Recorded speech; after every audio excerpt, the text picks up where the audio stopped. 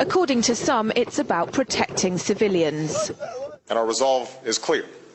The people of Libya must be protected. Others say it's about oil. The only reason they're interested with Libya is about the oil. You think we'd be in Iraq if the major export there was broccoli?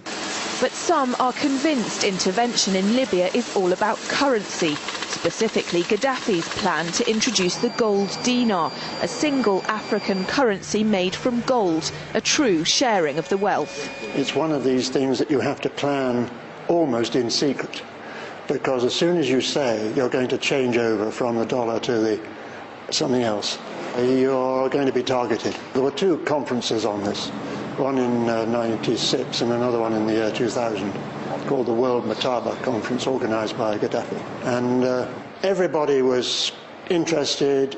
I think most countries in Africa were keen. Gaddafi didn't give up. In the months leading up to the military intervention, he called on African and Muslim nations to join together to create this new currency that would rival the dollar and euro. They would sell oil and other resources around the world only for gold dinars. It's an idea that would shift the economic balance of the world. Countries' wealth would depend on how much gold they have, not how many dollars they trade. And Libya has 144 tons of gold.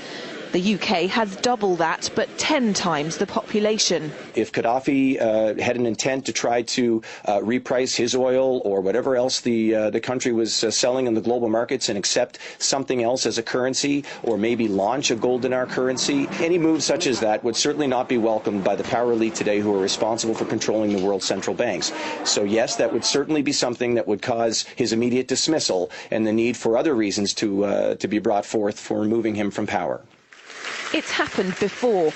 In 2000, Saddam Hussein announced Iraqi oil would be traded in euros, not dollars. Sanctions and an invasion followed. Some say because the Americans were desperate to prevent OPEC from transferring oil trading in all its member countries to the euro.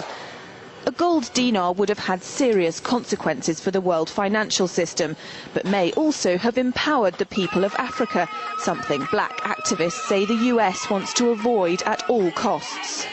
The United States should welcome the self-determination of Africans. They certainly have denied self-determination to Africans inside the United States, so we're not surprised by anything that the United States would do to hinder self-determination of Africans on the continent. The UK's gold is kept here in a secure vault somewhere in the depths of the Bank of England. As in most developed countries, there's not enough to go around. But that's not the case in places like Libya and many of the Gulf states.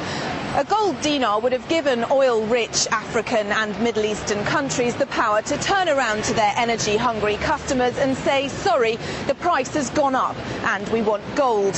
Some say the US and its NATO allies literally couldn't afford to let that happen.